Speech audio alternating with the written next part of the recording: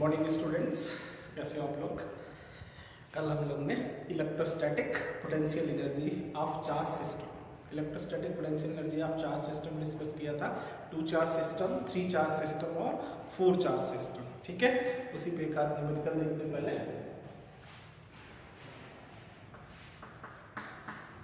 Suppose x equal to -a, ये x equal to 0 और ये x इक्वल टू a पे 3 चार्जेस हैं q, q और q, है ना। ऐसा सपोज आपको बताना है, यहाँ पे सपोज है फाइंड इलेक्ट्रोस्टैटिक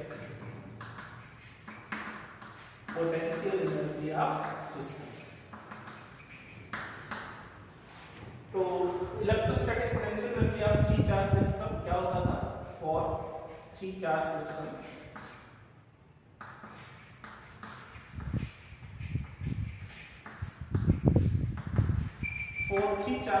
कल फॉर्मूला पढ़ा था 1/4πε0 q1 q2 by r12 plus 1/4πε0 q2 q3 by r23 और plus 1/4πε0 q3 q1 by r31। तो सपोज हम इसको कंसीडर कर लेते हैं q1, इसको q2 और इसको q3। ठीक है, तो q is equal to 1/4πε0 q by q1 q2 middle distance कितना हो गया a प्लस 1/4πε0 q2 q3 भी q by a और प्लस 1/4πε0 q by 2 मीटर। ठीक है, तो ये हो गया 1/4πε0 q square by a, common हो गया तो 1 प्लस 1 प्लस 1। ठीक है, तो कुल मिलाकर के 5/2 और 1/4πε0 q स्क्वायर बाई इतने जूल जो है पोटेंशियल एनर्जी। ठीक है, तो electrostatic potential energy of 3 charge system वाला फॉर्मूला अप्लाई करेंगे और सॉल्व कर लेंगे। ठीक है, तो आसान क्लियर हुआ होगा।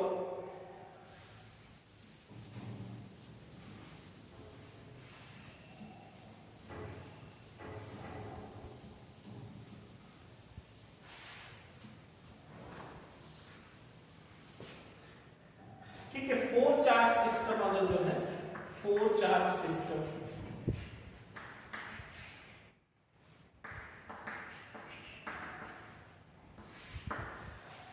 सिस्टम में पोटेंशियल एनर्जी में कितने टर्म होते थे 6 टर्म, है ना। सपोज ये q1 चार्ज, q2, q3 और q4, ये डिस्टेंस को r12, r23, r34 और r41। ठीक है, ये तो चार्ज इंटरेक्शन एनर्जी हो जाएगी और 2 डायगोनल्स में। ठीक है, तो टोटल एनर्जी क्या था 1/4πε0 q1 q2 by r12 plus 1/4πε0 q2 q3 by r23 और plus 1/4πε0 q3 q4 by r34 और plus 1/4πε0 q4 q1 by r41 plus 1/4πε0 q1 q3 by r13 plus 1/4πε0 q2 q4 by r24। ठीक है, देखो first charge कहां से लाना पड़ता था इंफिनिटी से। इंफिनिटी को फर्स्ट को लाने में वक्त 0, सेकंड को लाएंगे तो 1 टर्म, थर्ड को लाएंगे तो 2 टर्म और फोर्थ को लाएंगे ना तो 3 टर्म्स। फोर्थ को लाएंगे तो 3 टर्म्स, तो टोटल कितने टर्म्स आ जाएंगे 6 टर्म। फर्स्ट को लाने में वक्त 0, सेकेंड को लाने में एक टर्म, क्यों? क्योंकि सेकेंड आ चुका, पहले कोई चार्ज नहीं था तो कोई इलेक्ट्रिक फील्ड नहीं थी, फोर्स अप्लाई नहीं होता था, तो फर्स्ट चार्ज को लाने में वर्क डन 0, सेकेंड को लाने में 1 टर्म, थर्ड को लाने में 2 टर्म, फोर्थ को लाने में 3 टर्म्स, तो टोटल कितने टर्म्स हो जाते हैं? 6 टर्म। 5 चेयर सिस्टम है। और भी general formula for n terms,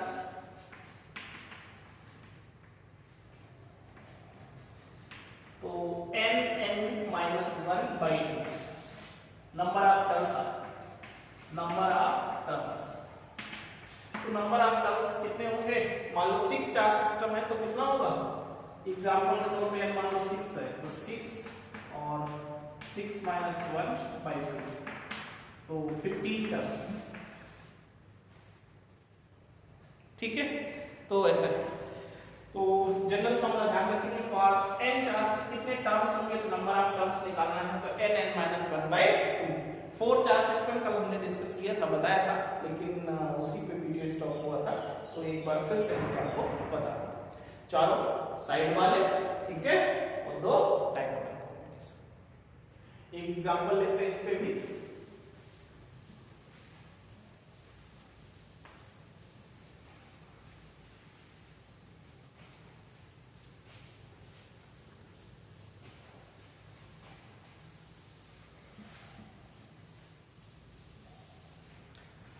suppose आपके पास एक स्क्वायर है,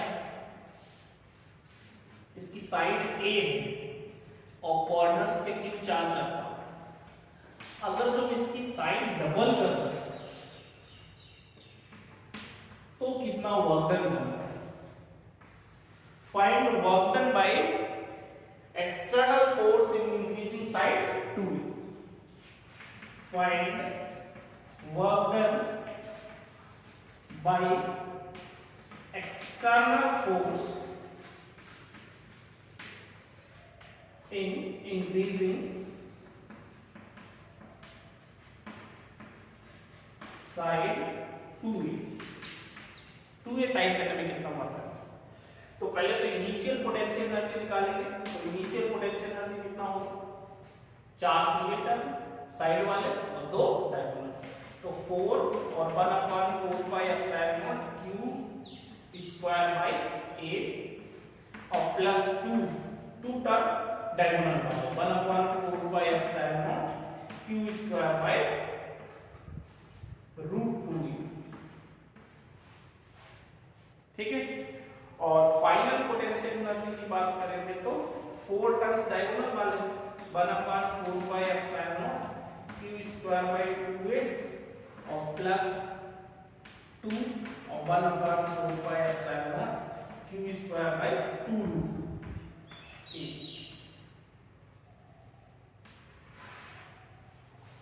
ठीक है। तो work done by external force इसके इक्वल होता था u final minus u initial, तो work done by external force is equal to final minus initial कर देंगे, इससे इसको माइनस कर देंगे, ठीक है ना। तो वैसे तो ये देखा जाए कितना हो गया 2 और इधर 2 से 2 कैंसिल, तो minus 1/4 pi epsilon not 2q square by a और minus 1/4 pi epsilon naught q square bye a √2, ठीक है। तो इनमें क्या कॉमन हो जाएगा? Minus 2 square upon 4 pi epsilon not a common हो जाएगा, 2 माइनस 1/2, तो minus 2 square upon 4 pi epsilon not a और 2 माइनस 1/2, ठीक है। तो इतने जूल एनर्जी आ जाएगी work done by external force, ठीक है। तो इस टाइप से सॉल्व करेंगे। सपोज, ठीक है, इंक्रीजिंग साइड फाइंड करना है कि किस स्क्वायर था जिसकी साइड a थी, साइड 2a कर दिया जाए तो चार्जेस को दूर दूर करना पड़ेगा ना। तो work done by external force कितना होगा, तो work done by external force कैसे निकालेंगे, इनिशियल स्टेट में टोटल पोटेंशियल एनर्जी और फाइनल स्टेट में टोटल पोटेंशियल एनर्जी, और जितना पोटेंशियल एनर्जी में चेंज होगा वो किसके इक्वल होगा, work done by external force. Work done by electric force पूछता तो माइनस हो जाता, ये प्लस आ जाता क्योंकि U initial minus U final का है ना। तो ध्यान रखना कि work done by external force calculate करने के लिए क्या है या work done by electric force क्या है ना, क्योंकि तुमको पता है कि डेल्टा यू जो U final minus U initial किसके इक्वल होता था, minus of work done by electric force. तो work done by electric force पूछेगा तो माइनस लगाएंगे तो कैसा आएगा, पॉजिटिव आएगा, या आप कह सकते हो उसमें you initial minus U final. ठीक है, तो ध्यान रखना work done by electric force पूछेगा तो ऐसा, अभी तो work done by external force था तो ये सही।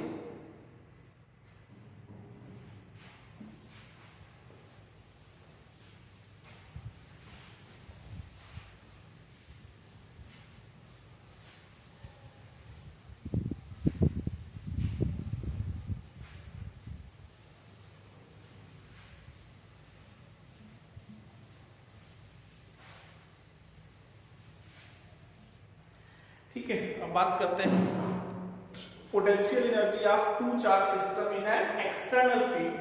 ये जो चार्ज सिस्टम है वो इलेक्ट्रिक फील्ड में रखा है ना, तो potential energy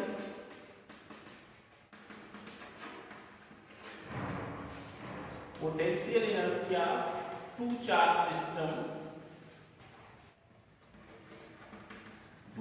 system in an external field।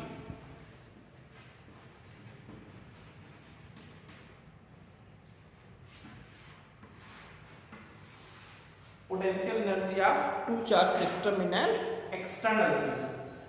Suppose ये external field है, ये यूनिफॉर्म इलेक्ट्रिक फील्ड है, इसमें कोई हम लोग ने चार्ज सिस्टम रखा है, यहाँ पे Q1 चार्ज है, यहाँ पे Q2 charge, middle distance R। तो इलेक्ट्रिक फील्ड है यहाँ पे तो पोटेंशियल भी होगा। सपोज इस पॉइंट पे पोटेंशियल V1 है A पॉइंट पे, और B पॉइंट पे जो पोटेंशियल है वो कितना है V2। पहले से फील्ड है तो सपोज A पॉइंट पे पोटेंशियल V1 है, B पॉइंट पे पोटेंशियल V2। ठीक है, और डेफिनेशन क्या होती है कि work done to bringing the charges from infinity to this लाना पड़ेगा है ना। तो देखो एक्सटर्नल फील्ड है पहले से, तो पहले Q1 चार्ज को लाने में वर्क डन निकालते हैं। Work done in bringing charge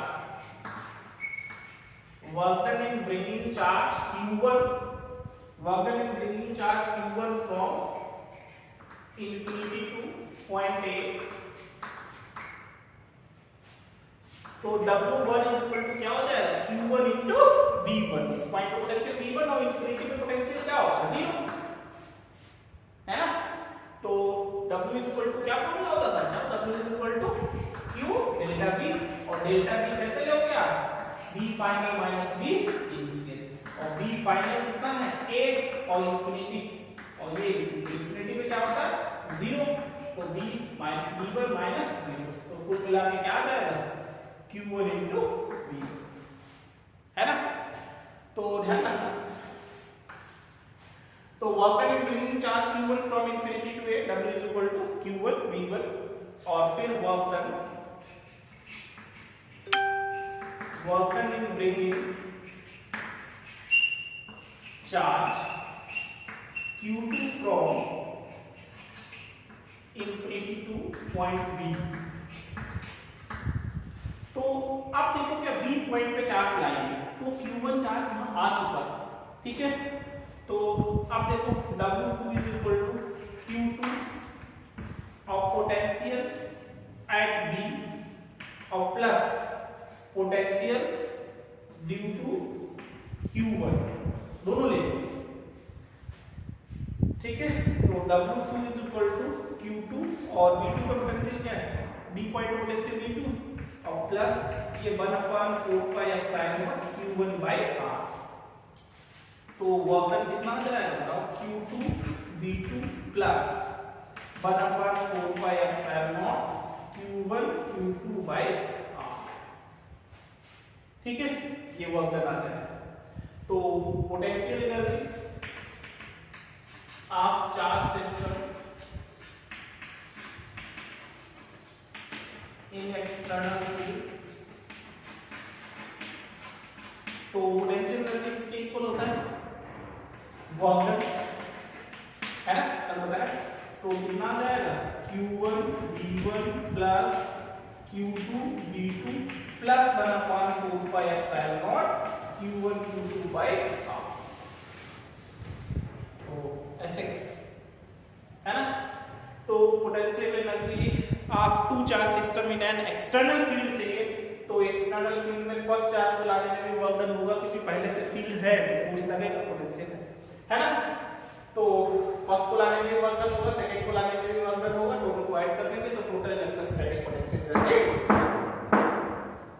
ठीक है, तो ध्यान रखेंगे कि two charge system electric field के अंदर रखा है तो कैसे फाइंड करेंगे। ठीक है,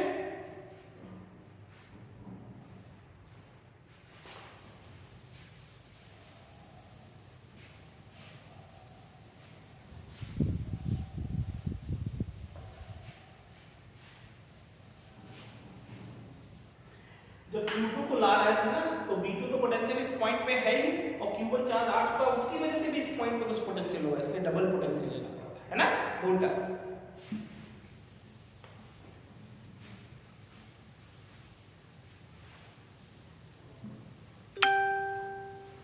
तो अब नेक्स्ट बात करते हैं potential energy of an electric dipole. Potential energy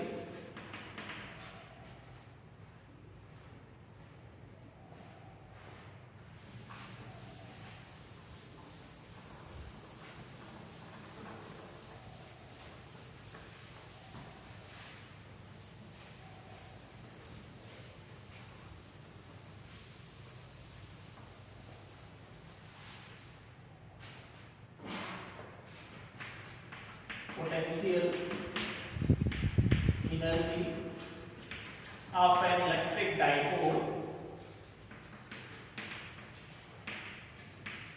potential energy of an electric dipole in an external field।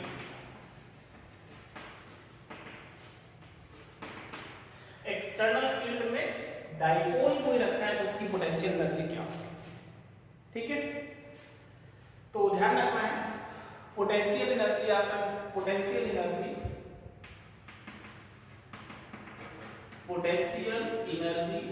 Can be associated, potential energy can be associated with the orientation of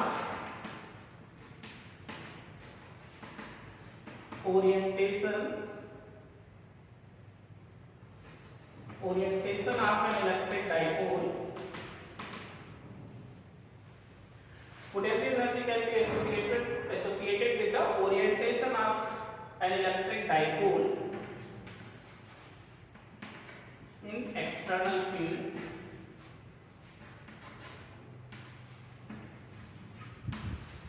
किसकी वजह से potential energy होती है, उसके orientation की वजह से कि वो कैसा प्लेस्ड है। ठीक है, potential energy can be associated with the, potential energy वैसे पोजीशन का होता है ना, तो ओरिएंटेशन की वजह से potential energy can be associated with the orientation of an electric dipole in external field. Potential energy change या change in potential energy, change in potential energy is related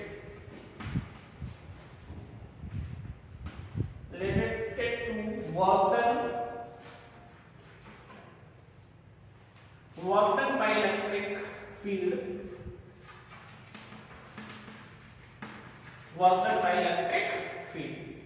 देख क्या होता है, पोटेंशियल एनर्जी के साथ रिलेटेड होता है change in potential energy du is equal to minus of work done by electric force. जैसे सपोज ये इलेक्ट्रिक फील्ड है और एक डाइपोल ऐसे रखा प्लस क्यू और माइनस, फील्ड से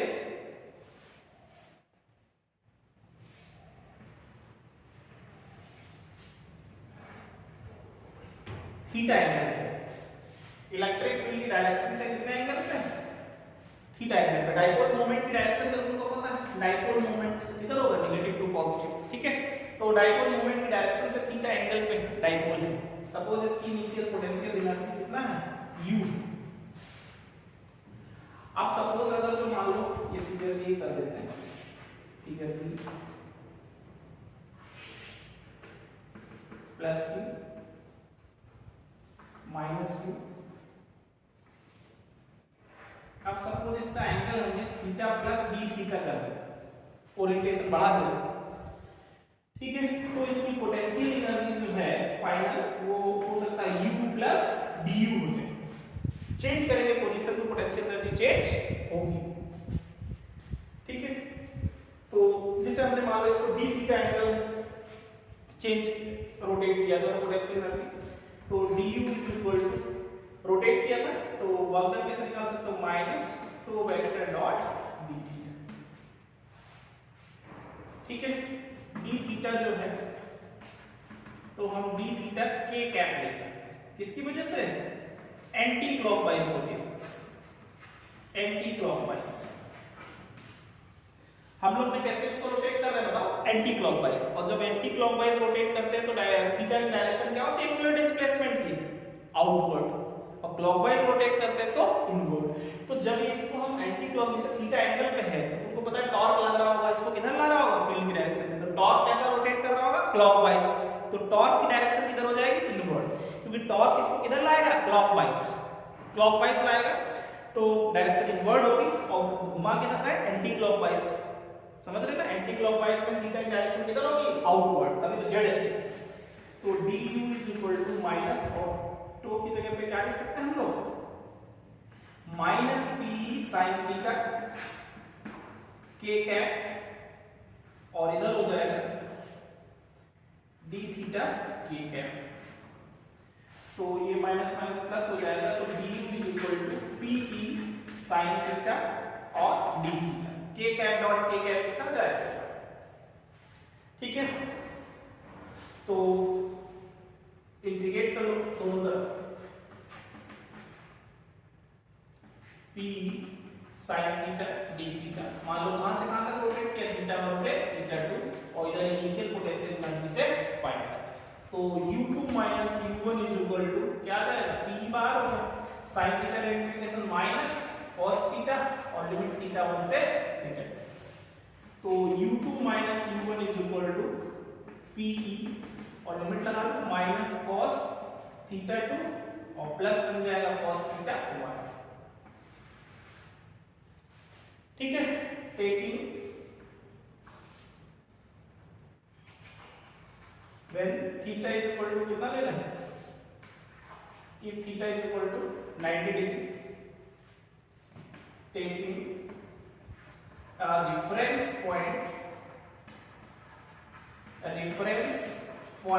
or zero potential, reference point or zero potential value। Theta 90 degree पे पोटेंशियल एनर्जी क्या होती है, जीरो। क्यों, देखो अगर थीटा 90 है तो ऐसा लेना पड़ेगा डाइपोल, है ना। तो ये इसमें आ जाएगा इक्विपोटेंशियल सरफेस में, और इक्विपोटेंशियल सरफेस में वर्क डन क्या होता है, जीरो। तो पोटेंशियल एनर्जी में भी क्या होगा, जीरो। तो ध्यान रखना थीटा 90 पर ये किसमें सर, इसमें डाइपोल आ जाएगा इक्विपोटेंशियल सरफेस में। इक्विपोटेंशियल सरफेस में कोई वर्क डन नहीं होता है ना। तो पोटेंशियल डिफरेंस जीरो हो जाएगा, पोटेंशियल एनर्जी भी चेंज क्या होगा, जीरो होगा डायरेक्ट। तो ध्यान रखना, तो if theta is equal to 90 degree taking as reference point और जीरो पोटेंशियल एनर्जी, मतलब u1 इक्वल टू क्या लिख सकते हो, जीरो। तो रख लो, तो u2 minus 0 is equal to pe minus cos theta 2 और प्लस cos 90, cos 90 भी जीरो हो जाएगा। If u2 is equal to u2 is equal to u and theta 2 is equal to theta, ठीक है। तो कितना बन जाएगा potential energy, u is equal to minus p cos theta.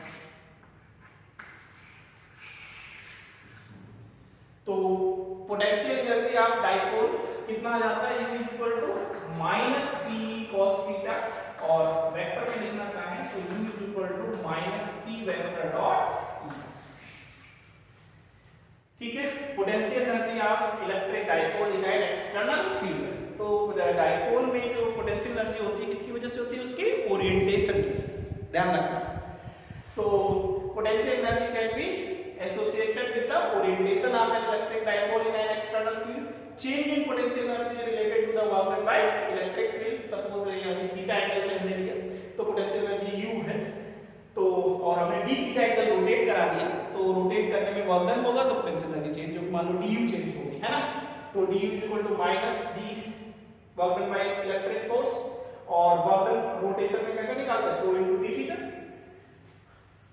Linear motion होता है तो force into displacement, rotation motion है तो टॉर्क इनटू एंगुलर डिस्प्लेसमेंट लेना पड़ा है ना। और टॉर्क की वैल्यू ये माइनस में क्यों रखी, क्योंकि हम कैसा रोटेट करा रहे हैं, एंटी क्लॉकवाइज। तो एंगुलर डिस्प्लेसमेंट कैसा है, एंटी क्लॉकवाइज, तो टॉर्क की टेंडेंसी कैसी होगी, क्लॉकवाइज। क्लॉकवाइज होगी तो डायरेक्शन किधर आएगी, इनवर्ड, अंदर की तरफ, माइनस में।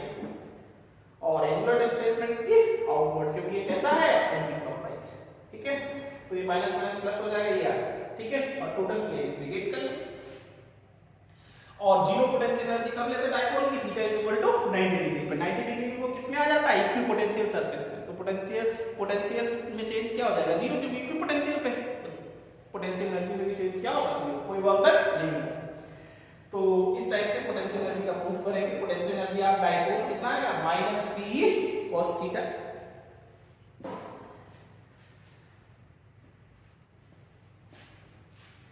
इसमें ध्यान रखना, जैसे तुमसे पूछता है डाइपोल मैक्सिमम पोटेंशियल एनर्जी कब होगी, जब थीटा कितना होगा, 180 डिग्री, और मिनिमम पोटेंशियल एनर्जी कब होगी,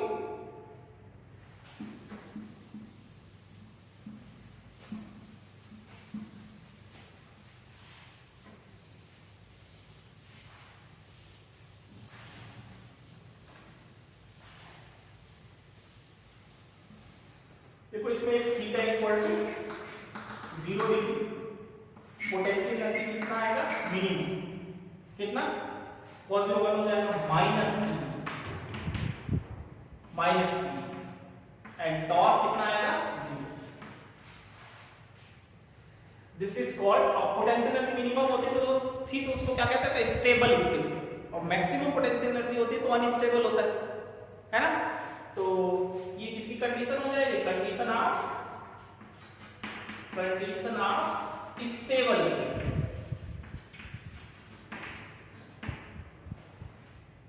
इक्विलिब्रियम, और कंडीशन फॉर अनस्टेबल इक्विलिब्रियम,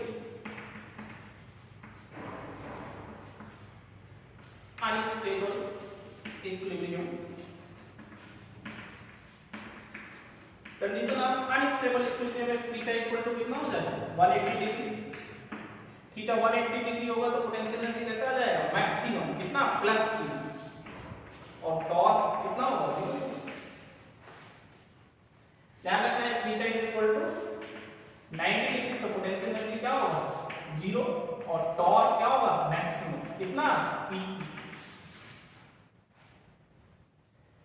ठीक है, तो कंडीशन ध्यान रखना, डाइपोल कब स्टेबल इक्विलिब्रियम में होगा, कब अनस्टेबल इक्विलिब्रियम में होगा, ठीक है, और परपेंडिकुलर है 90 डिग्री पे, तो टॉर्क मैक्सिमम होता है लेकिन पोटेंशियल एनर्जी 0। तो इस मामले में क्वेश्चन होते हैं, potential energy of dipole in external field minus P cos theta.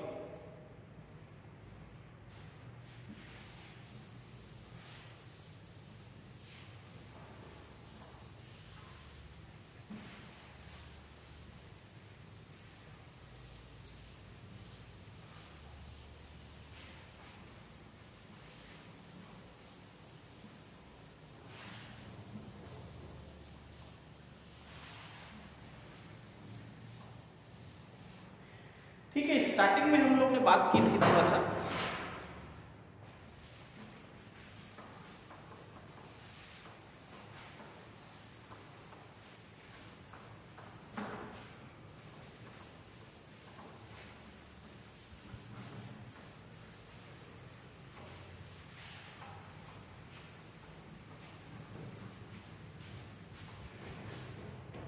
ठीक बेटा, स्टार्टिंग में हम लोग ने देखा था कि बताया था मैंने electrostatic potential energy two types है, इंटरेक्शन एनर्जी और self energy. Interaction energy 2 charge system, 3 charge system, 4 charge system, ये जो पोटेंशियल एनर्जी निकाली वो क्या है, interaction energy.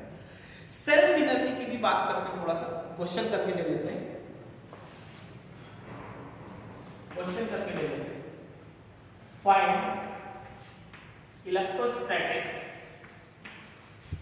potential energy of a cell. Find potential energy of a cell of radius capital R when charge capital Q is spread over its surface. ठीक है, question क्या है, find potential energy of a shell of radius R. एक spherical shell है, इसका radius capital R है और इसकी सरफेस पे Q charge uniformly distributed, Q charge spread कर दिया गया, तो इसकी जो पोटेंशियल एनर्जी होगी उसी को हम लोग सेल्फ एनर्जी भी कह सकते हैं, कि एक ही तो है ना, इसलिए सेल्फ एनर्जी। तो डेफिनेशन क्या है पोटेंशियल एनर्जी की, to find potential energy we assume, क्या एज्यूम करते हैं कि वर्क डन, ये जो वर्क डन है कहां से लाना पड़ता है ना, इस चार्ज को कहां से, क्यू चार्ज को इन्फिनिटी से इसकी सरफेस तक लाने में जो वर्क डन है ना। To find potential energy we assume work done brought from infinity and spread over surface, ऐसा है। तो फाइंड करते हैं formula, to find potential energy we assume work done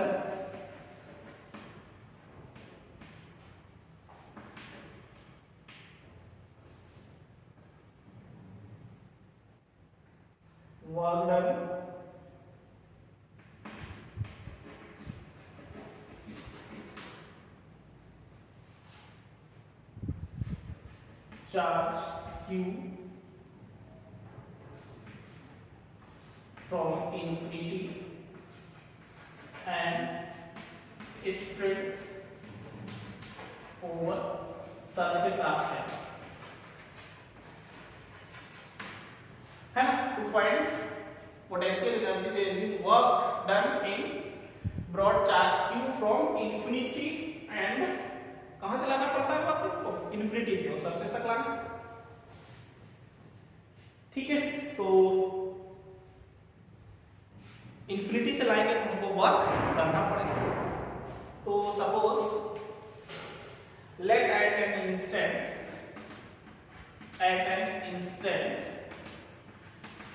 charge on the surface of cell,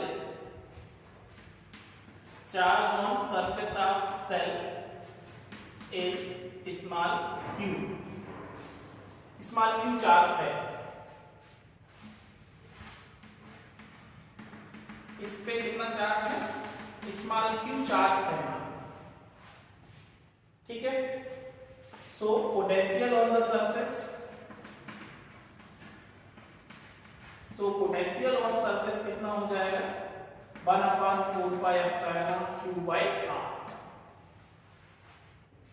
ठीक है। अब dq charge और लाने में कितना वर्क डन करना पड़ेगा, work done in bringing charge dq from infinity to surface।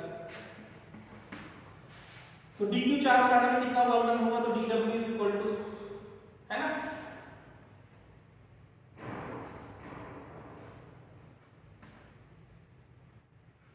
b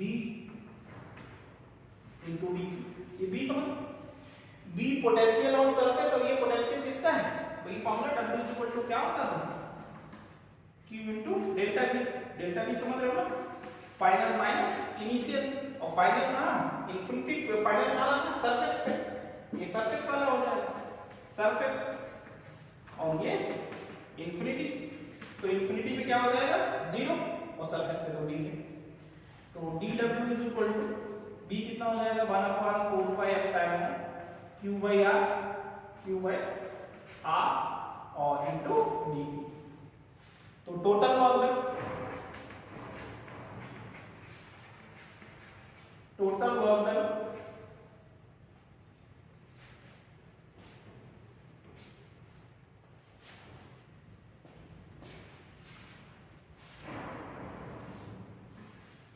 तो टोटल वर्क डन चाहिए, तो total work done W is equal to integration ले लेंगे कहां से कहां तक, है ना, 0 से q तक, 0 से q चार्ज, और 1/4 पाई एप्सिलॉन और q by r into d, तो 1/4 पाई एप्सिलॉन r बाहर हो गया, और इंटीग्रेशन टू d q का क्या मिल जाएगा q स्क्वायर बाई 2 और लिमिट 0 से कैपिटल, तो कितना आ जाता है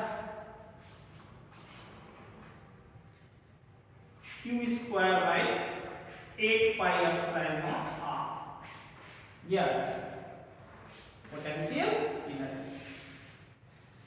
तो potential energy of shell of radius r, जिस पे चार्ज q चार्ज सरफेस पे फैला होगा, तो पोटेंशियल एनर्जी कितना आएगा q स्क्वायर अपान 4 पाई एप्सिलॉन r, सेल्फ एनर्जी। इसी की ना, दो चार्ज सिस्टम नहीं, 2 पॉइंट चार्ज या 2 चार्ज सिस्टम नहीं, सिंगल चार्ज, इसी की जो एनर्जी है उसी को हम लोग क्या बोलते हैं, सेल्फ एनर्जी भी बोलते हैं, ठीक है।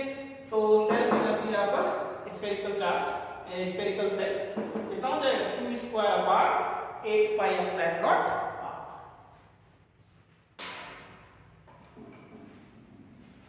ठीक है, ध्यान रखेंगे। ऐसे सॉलिड अंदर पूरे में चार्ज फैला हो, सॉलिड स्फीयर हो, तो भी आप निकाल सकते हो सेल्फ एनर्जी। देखते हैं,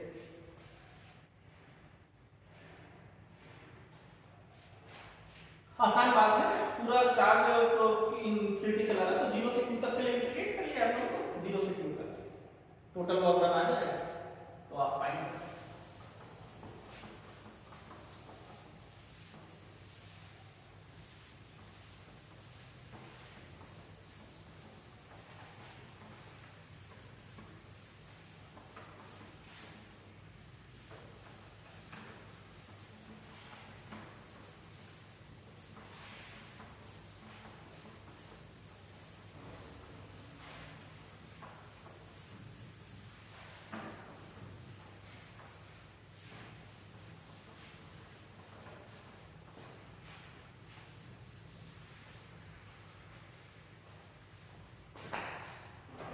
तो ऐसे ही एक और क्वेश्चन ले लेते हैं, potential energy of uniform sphere of charge, potential energy of find potential energy of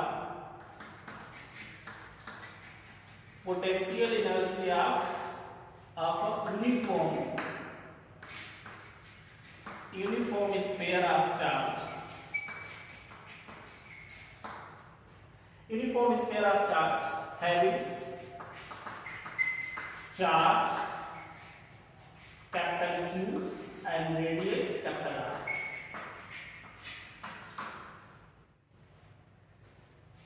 ठीक है, तो एक यूनिफॉर्म स्फीयर है ना,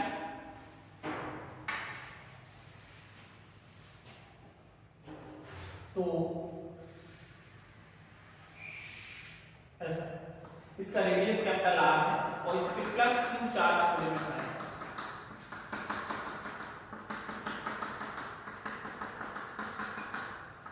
Q चार्ज पूरे में फैला हुआ है, तो इसकी पोटेंशियल एनर्जी कितना होगा, ठीक है। तो फाइंड करेंगे इसका पोटेंशियल एनर्जी जो है P/5 और 1/4 pi epsilon Q square by R करके आता है।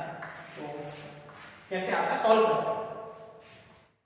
सेम चीज क्या, work done to bringing charge Q from infinity to that point, है ना। तो let at any instant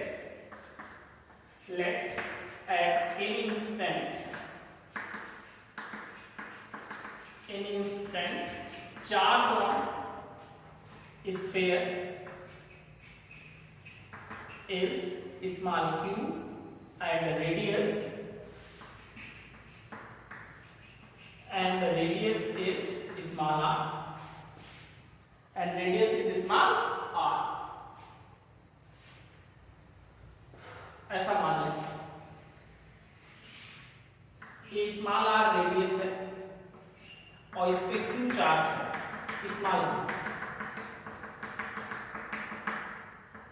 small Q charge है सर, ठीक है। तो पोटेंशियल ऑन द सरफेस कितना आ जाएगा? सो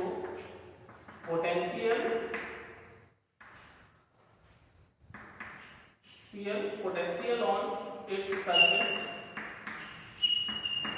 तो potential on its surface 1/4 pi epsilon और q बाय r है, ठीक है। when additional charge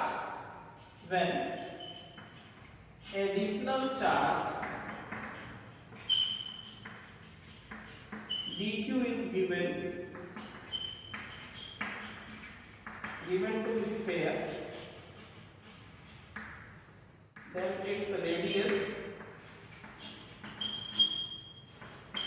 increases by dr। मान लो इसकी dr रेडियस बढ़ गई,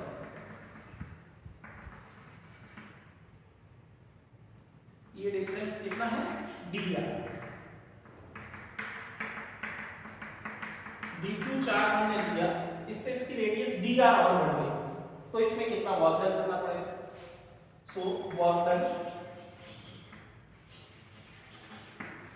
तो dw इज इक्वल टू क्या बन जाएगा? वर्क डन, पोटेंशियल तो है ना, तो b इंटू dq और पोटेंशियल कितना 1/4 pi epsilon q by r और dq कितना लिख सकते हैं? सपोज इसका जो है वॉल्यूम चार्ज डेंसिटी जो है, चलो ये तो ट्राई कर ही रहे हैं, let volume charge density rho is volume charge density, volume charge density वो क्या होता था? q apart per unit volume होता था 4/3 पाई r3, और रो का मतलब क्या होता था? चार्ज पर यूनिट वॉल्यूम। तो ये q चार्ज कितने में है? इतने में है, और dq चार्ज निकालना है इस वाले में, तो इस वाले का एरिया कितना होगा? तो 4 पाई r स्क्वायर और वॉल्यूम कितना हो जाएगा? तो 4 पाई r स्क्वायर इनटू dr। तो ये जो dq की वैल्यू होगी वो कितनी आएगी? रो इनटू 4 पाई r स्क्वायर इनटू dr। ये समझ आया? क्योंकि रो इज इक्वल टू क्या होता था? dq by dv, तो dq किसके इक्वल आएगा बताओ? रो इनटू dv, है ना। और रो ठीक है, dv वॉल्यूम, इसका वॉल्यूम कैसे निकालेंगे? तो 4 पाई r square into dr, area into length, है ना, ऐसे वॉल्यूम हो जाएगा। यहां तक बात समझ गए? तो dw इज इक्वल टू, इसकी जगह पे लिख सकते हैं रो और 4 पाई r स्क्वायर इनटू dr।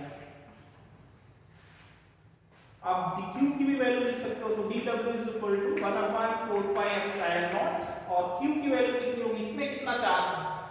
तो रो इनटू कितना वॉल्यूम है इसका? 4/3 पाई r3, ठीक है, बाई r, और रो इनटू 4 पाई r स्क्वायर इनटू dr। यहां तक बात समझ गए? तो देख लो जो टर्म एक्स्ट्रा हो, जो कॉमन है उसको बाहर ले लो। तो dw is equal to rho square और 4 पाई से तो 4 पाई कैंसिल हो जाएगा, एक 4 पाई बचेगा, है ना, एक r स्क्वायर, तो r की पावर 4 बचेगा पूरा, है ना। तो rho square by 3 epsilon not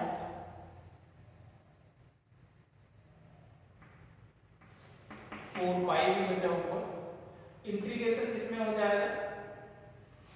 और कितना बचा है? दोनों तरफ इंटीग्रेशन लेंगे, और इधर इंटीग्रेशन किसमें लेंगे? r की पावर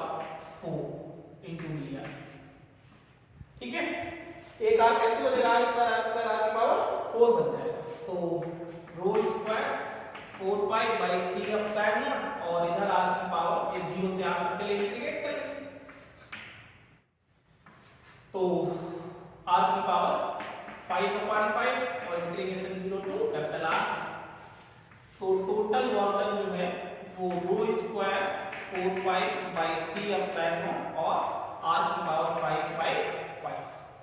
रो की वैल्यू क्या है ये है ना। तो पोटेंशियल एनर्जी कितना आ जाएगा, तो वॉल्यूम में पोटेंशियल एनर्जी क्या आ जाएगा, रो की वैल्यू देता हूं q square by 4 pi by 3 pi r cube का स्क्वायर और 4 पाई बाई 3 एप्सिलॉन नॉट और r की पावर 5/5। ठीक है बेटा, तो देख लो q स्क्वायर 4 पाई से 4 पाई कैंसिल हो जाएगा, एक ही 4 पाई बचेगा r की पावर 6 और 3 का स्क्वायर कितना हो गया 9 और इनटू 4 पाई चला गया 1/3 एप्सिलॉन नॉट और r की पावर 5/5। तो 3 से ये 3 बचेगा ना और r की पावर 5 से एक ही r बचेगा, ये 3 ऊपर आ जाएगा। ठीक है, तो पोटेंशियल एनर्जी कितना आ जाता है बताओ, ये 3 ऊपर पहुंच जाएगा 3/5 और 3/5 और 1/4 pi epsilon naught q square bye r ऐसा ये। ठीक है बेटा, तो ये इसकी सेल्फ एनर्जी भी कहलाएगी। Uniform sphere, uniformly charge sphere है, यूनिफॉर्म स्फीयर ऑफ चार्ज है, तो उसकी सेल्फ एनर्जी कितनी होगी पूछा जाए 3/5 और 1/4 pi epsilon q square bye r। समझ गए बेटा, ये पूरा चार्ज कहां से लाना पड़ेगा इंफिनिटी से। तो किसी टाइम t पे हमने मान लिया q चार्ज आ गया, फिर उसको dq चार्ज और दिया, dq समझ गए ना कैसे लिखा, dq चार्ज और दिया तो उसमें कितना वॉल्यूम करना पड़ेगा, फिर पूरे को इंटीग्रेट कर लो, है ना। पूरे वॉल्यूम में कितना, अब जैसे q निकालना होगा तो रो इनटू दिस, स्मॉल वाले में निकालना है तो रो इनटू स्मॉल वाले का रो। समझ गए ना, इंपॉर्टेंट है, जेई में पूछता है सेल्फ एनर्जी की बात, आईआईटी में रहता है, आईआईटी के लिए इंपॉर्टेंट है, इंजीनियरिंग में क्वेश्चंस रहते हैं, मेडिकल में सेल्फ एनर्जी की बात रेयरली ये सीरीज में पूछे तो पूछे, अदरवाइज। ठीक है, तो इंपॉर्टेंट है सेल्फ एनर्जी की, ध्यान रखो। दोनों टाइप की बात करें, इंटरेक्शन एनर्जी भी और सेल्फ एनर्जी, दो टाइप की पोटेंशियल एनर्जी थी, दोनों टाइप हम लोग डिस्कस करेंगे। ठीक है, तो पोटेंशियल एनर्जी को अब आप सही से क्वेश्चंस करें।